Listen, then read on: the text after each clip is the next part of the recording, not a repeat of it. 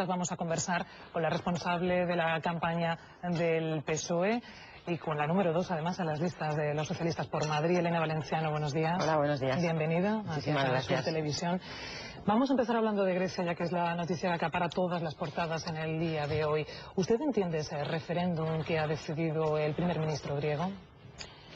Mire, yo creo que el problema es que hemos llevado a Grecia y al primer ministro Papandreou al borde del abismo. Él tiene una situación interna prácticamente imposible. Necesita de una relegitimación, digamos, de su mandato.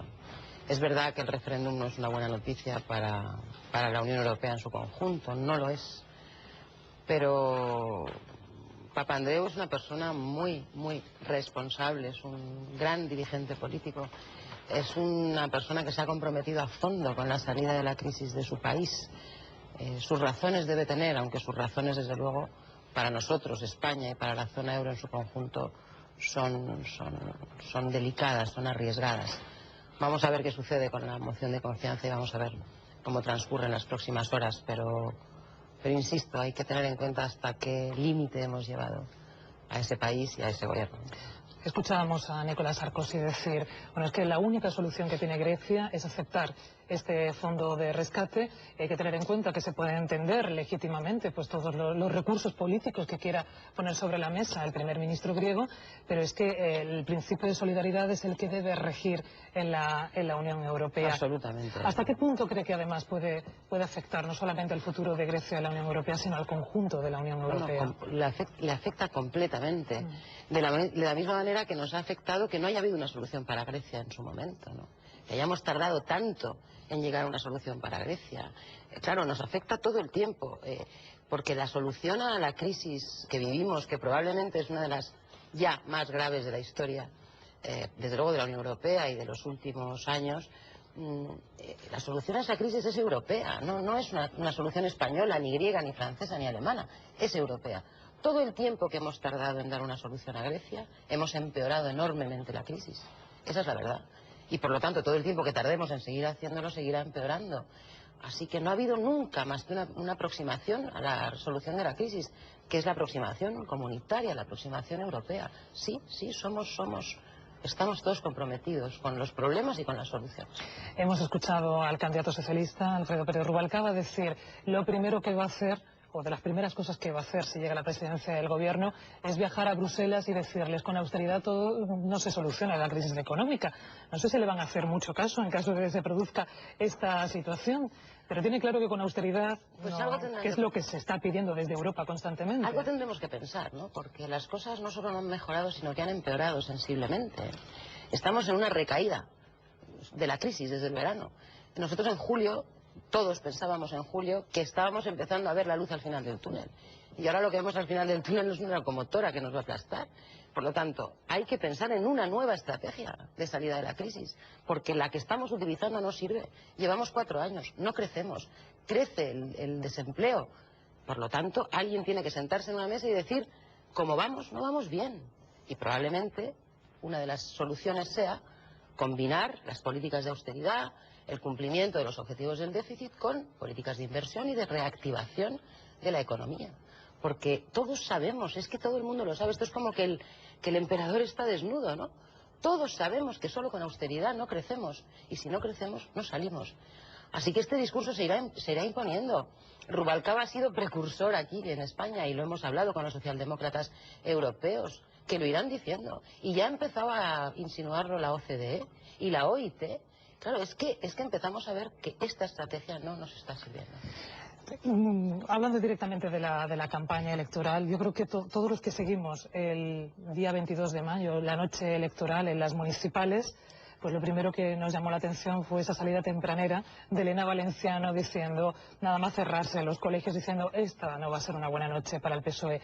¿Usted cree que está condenada a repetir ese papel el próximo día 20 de este mes de noviembre? Le diré que no sé si estuve muy acertada haciendo esa salida, ¿no?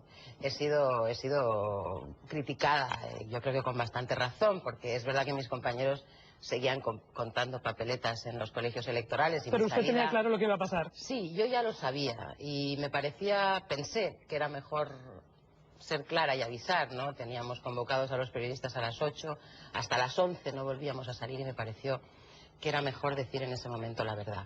Bueno, yo creo que esta noche electoral no va a ser como la de mayo, en ningún sentido. ¿Usted cree que hay tiempo para una remontada? ¿Tiempo y opciones de una remontada? Sí. Mire, ¿De dar la vuelta a las encuestas con esos 15 puntos de diferencia? Es un momento completamente extraordinario, ¿de acuerdo? Completamente extraordinario, porque estamos inmersos en una crisis brutal, la gente está muy asustada, con razón, y la gente no está en parte deprimida, ¿no? Es un momento un poco para el valor y para el compromiso. Yo creo que el valor y el compromiso están del lado del PSOE, no del lado del PP. Hay más fe que realidad. No, hombre, los datos, desde luego, los datos que yo tengo demuestran que vamos, desde luego, mejorando. El PSOE en campaña es un partido temible, somos una gran máquina electoral, y cuando tengamos la capacidad de comunicarnos directamente con la gente, porque a veces eso es muy difícil, pero en campaña electoral se puede, pues yo creo que vamos a conseguir, sí, una reacción que puede dar sorpresas. Y eso que hay quien dice, la situación del partido no es la mejor en estos momentos. Hace muy poco leíamos una crónica en el diario El País refiriéndose a la situación del partido de Andalucía y hablaba de las 3D, desmotivado, desilusionado y desinteresado. ¿Esa cree que es la realidad del partido ahora mismo? Bueno, a ver, el Partido Socialista, no solo en Andalucía, que por cierto es donde mejor estamos, sino en el conjunto del país recibió una bofetada tremenda en mayo, ¿no?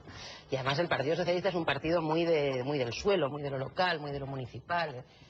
Así que nos han dado en la plena línea de flotación y es normal que la gente se haya resentido. Estamos pasando una crisis durísima, ¿no? Y es la crisis de los nuestros. Quiero decir, la gente que está en dificultad es nuestra gente, fundamentalmente. Sí, claro que están desilusionados, deprimidos, defraudados, pero son valientes y saben lo que nos estamos jugando. Nos estamos jugando muchísimo más que el próximo gobierno. O sea que habrá reacción por parte interna del partido. El mayor enemigo es el Partido Popular a los 5 millones de parados. El mayor enemigo es el miedo, la inseguridad, la falta de perspectiva. Ese es el mayor enemigo. Y por eso tenemos que combatir contra eso, contra el miedo, contra la inseguridad, contra la falta de perspectiva. Tenemos que demostrar, tenemos que ser capaces de comunicar que tenemos un gran proyecto, un gran partido, un gran equipo y sobre todo un gran candidato. Y que es la hora de las personas que son capaces de tomar decisiones aunque la situación sea muy difícil, de dar la cara, de salir, de explicar, de ser transparente en lo que quieren hacer. Justo lo contrario que Rajoy. Porque al final, después de todo lo que podamos hablar, vamos a tener que elegir si el presidente del gobierno de España es Rajoy o Rubalcaba. Ahí está la cosa. Y me parece más que evidente. Han planteado una campaña muy explicativa, que además es el tono también del candidato en el que se siente cómodo, es el fuerte del candidato, pero ¿no cree que llega ya un momento en el que dice uno, pues ya está bien de explicaciones, lo que queremos ya son soluciones, que me concrete qué cosas se van a hacer pues para crear empleo, por ejemplo? En las explicaciones están las concreciones, ¿no? Lo que pasa que pensamos que esta es una campaña en la que es inadmisible la demagogia, ¿no? O sea, hay que decir las cosas como son. Entonces, ¿qué decimos? Decimos que no es verdad que nadie vaya a resolver el problema del empleo el día 22 o el día 23 o en el mes de enero o en el mes de febrero. Que eso no va a ser así, que esto va a llevar un camino y que el camino va a ser largo y duro. Pero que nosotros tenemos una manera de reactivar la economía y por eso estamos haciendo un discurso diferente al que se está haciendo en el conjunto de la Unión probablemente, y es que no solo austeridad, no solo ajuste del déficit que tenemos que hacerlo, queremos dinero para reactivar la economía y por lo tanto el empleo, para crear empleo. Así que tenemos todo un plan para crear empleo, porque, vamos a ver, digamos, la didáctica que estamos haciendo es para que la gente sepa, pueda comprobar hasta qué punto hemos pensado las cosas. Y las cosas que decimos las podemos hacer, podemos hacerlas. Y estamos hablando de aumentar los impuestos, que es una cosa que en campaña está muy mal visto. Pero si no decimos de dónde vamos a sacar el dinero para hacer las cosas, nadie nos va a creer. Así que vamos a sacar dinero de donde lo hay para hacer las cosas que hay que hacer. Y ha surgido la tertulia y se lo pregunto. Ahora mismo la situación económica en la que estamos tan absolutamente variable, ¿alguien es capaz de decir vamos a hacer esto y luego cumplirlo, teniendo en cuenta que la situación puede cambiar? Pues ya lo estamos viendo con las bolsas. Ayer estaban bajando y están subiendo. Sí. Nosotros no vamos a decir nada que no podamos cumplir, pero decimos cosas, ¿eh? Decimos que vamos a hacer un impuesto a las grandes fortunas, que en este país no hay, y en muchos países de la Unión Europea sí, por cierto, gobernado por gobiernos de derechas, por partidos de derechas, lo hizo Sarkozy, por ejemplo. Hemos dicho que vamos a poner un impuesto a la banca, cuando la banca acabe su reestructuración y sus dificultades. Hemos dicho que vamos a poner un impuesto al tabaco y al alcohol. Y hemos dicho cada impuesto para qué va a ser. Eso lo podemos hacer. Es absolutamente evidente que la solución global de la economía europea vendrá de la mano de Europa. Pero también en Europa estamos haciendo un discurso diferente, ¿no? Y estamos diciendo hasta qué punto hay que mover el diseño estratégico que se ha hecho hasta ahora de salida de la crisis. Ahora, nosotros nos comprometemos a lo que podemos hacer y Rajoy ha encontrado una manera estupenda de, como él dice, no voy a hacer nada, no voy a comprometerme a nada que no pueda hacer. Solución, no me comprometo a nada. No ha dicho nada de lo que va a hacer. Entonces, hombre, entre no decir nada y tener la prudencia de decir que este es tu proyecto y que en tu proyecto incluyes cuál va a ser tu política europea, porque no cabe no hablar de política europea cuando se tiene que resolver la crisis, pues es lo que creo que es el espacio en el que nosotros estamos trabajando. ¿Qué importancia le da al próximo cara a cara y el próximo y único cara a cara que va a haber en esta campaña, que además es justo en el arranque, con lo cual no vamos a ver el recorrido de los candidatos para luego poder escucharles atentamente? ¿Qué importancia le dan? Pues tiene importancia, tiene importancia. Yo creo que es un derecho escuchar a los dos candidatos confrontando sus proyectos, que por cierto creo que en esta ocasión se va a ver muy claro, ¿no? Que hay dos proyectos, dos maneras de salir de la crisis, dos ideas de España, dos ideas de lo que es la libertad, dos ideas de lo que son los derechos. Creo que se va a ver muy claramente y eso creo que es clarificador para el electorado. Pero bueno, es eso, hay que verlo con naturalidad, es un debate entre dos candidatos. ¿Qué Rubalcaba vamos a ver? ¿Qué le está diciendo? Aunque me da la sensación de que no se deja aconsejar mucho. Sí, se deja. ¿Se deja? Sí, se deja. ¿En qué cosas? Lo que pasa es que Rubalcaba es un político con muchísima experiencia y una persona muy inteligente y entonces pues oye, de las... ¿Pero qué le están diciendo? Le están diciendo, Alfredo, cuida esto, Alfredo, no hagas lo otro, Alfredo, tienes que estar en este tono. No, ahora estamos trabajando más sobre los contenidos, ¿no? Y bueno, él tiene que ser como es. Él es un gran dialéctico, ¿no? Es una persona con muchísima capacidad de conversación, muchísima más que Mariano Rajoy, así que en principio en eso vamos bien. Bueno, vamos a escuchar a los compañeros a ver qué preguntas quieren formularle a Elena Valenciano. Charo Fernández. La verdad es que dan ganas de hacer otra entrevista porque se quedan muchas cosas en el aire en este momento tan interesante, pero usted tenemos tiempo para ha dicho, Elena, que hay que combinar las políticas de austeridad con políticas de inversión pública, ¿no? Pero sin embargo, por ejemplo, en el presupuesto de Andalucía la inversión pública cae casi un 10%, precisamente porque la apuesta del gobierno andaluz, ha explicado, es el gasto social. De hecho, educación es la única partida que crece, ¿no? Entonces no es eso lo que usted estaría recomendando. Bueno, sí, exactamente, sí. ¿no? De hecho recomiendo exactamente lo mismo, ¿no? Hablo de inversión o de reactivación o de impulso, ¿no? A determinadas políticas.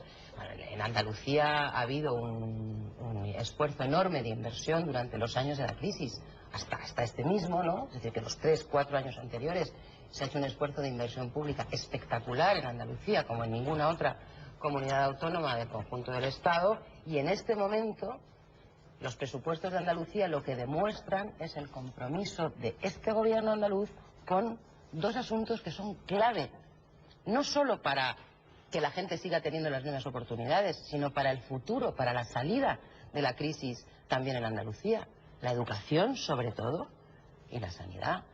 En este momento los españoles y españolas por lo que más preocupados están después del desempleo es por la educación y por la sanidad, porque corremos el riesgo que con la excusa de la crisis la tijera se meta donde más nos duele y que además meter la tijera en la educación significa comprometer definitivamente el futuro del país, en Andalucía especialmente. Andalucía está invirtiendo en educación. Es que educación es una inversión. No, las inversiones no son solamente los canales y los puentes, las autopistas y los AVEs. La inversión también es la educación de los andaluces, pero empecemos a pensar que la educación es una inversión enormemente productiva para un país que lo que necesita justamente es ser más productivo, más competitivo, en un mundo en el que lo más importante va a ser el conocimiento. Así que yo creo que el presupuesto de Andalucía, para nosotros el presupuesto de Andalucía es, digamos, la bandera, la enseña de lo que debería ser en este momento el presupuesto de las comunidades autónomas. Por cierto, justo lo contrario de lo que está haciendo la derecha donde gobierna, ¿no? Que es comprometer el futuro de sus jóvenes recortando en educación y comprometer el futuro de todos recortando en sanidad. Y eso no está resuelto en el programa electoral del señor Rajoy, que no habla ni una sola vez en todo el programa electoral de educación pública o de sanidad pública. Habla de educación para todos y de sanidad para todos, que no es exactamente lo mismo. Así que, en todo caso, para nosotros, el compromiso político del gobierno andaluz es exactamente el compromiso político que tendríamos que estar adoptando en el conjunto del país. Antonio Yolanda. Aprovechando la presencia aquí de la responsable federal de campaña del PSOE, ¿no le hubiera venido mejor a su candidato, señor Rubalcaba, la coincidencia de las elecciones generales con las andaluzas? No, no. Mire, hace ya mucho tiempo que los españoles y españolas, andaluces y andaluzas deciden con total independencia unas elecciones y otras. Saben muy bien lo que votan. Cuando votan a su alcalde, votan a su alcalde. Cuando votan a su presidente de comunidad autónoma, lo votan. Y cuando votan al candidato a presidencia del gobierno, diferencian muy bien. Hubo un momento en el que eso tenía algún sentido. Ahora no. Nosotros no tuvimos ninguna predisposición. Fue lo que decidió el partido en Andalucía y el presidente de la Junta de Andalucía, Pepe Griñán, y para nosotros es una muy buena decisión. En cualquier caso, son muy conscientes de la importancia de Andalucía, no solamente por el número de diputados que van al Congreso, sino porque realmente es el bastión que les queda. Van a estar muy presentes en Andalucía en esta campaña. Absolutamente, sí, por todo, ¿no? Por todo. No solo porque, como usted dice, es el bastión que nos queda, algún otro nos queda, pero sí, siempre ha sido muy importante, central, capital, clave Andalucía, ahora mucho más. Y sí, la prioridad absoluta de esta campaña es Andalucía, y lo vamos a demostrar con una presencia enorme de Rubalcaba en el conjunto de las provincias andaluzas, tratando de rescatar y de llevar también desde Andalucía hacia el conjunto de España lo que denominamos la fuerza del sur. Juan Manuel Buenos Márquez. días, señor Valenciano. Alfredo Pérez Rubalcaba empezó la campaña prácticamente en el mes de julio. No sé si era el 12 de julio. El 9 de julio. Un poco antes y prácticamente no ha parado desde ese momento. Usted es la responsable de la campaña electoral. ¿El domingo le va a prescribir un día de descanso para prepararse el debate electoral? Sí, vamos a tratar de que la tarde del domingo al menos y el lunes pueda trabajar sobre el debate, lógicamente, ¿no? Pero es que no tenemos tiempo de descansar. Lo que quiero decir con la pregunta... A ver, concrétame a la pregunta que querías hacer. La pregunta era esa porque me interesaba saberla. ¿Ha durado mucho la campaña para Alfredo Pérez Rubalcaba? ¿No hubiera sido mejor comenzar después del verano? Nunca se sabe, es que eso... Nunca se sabe.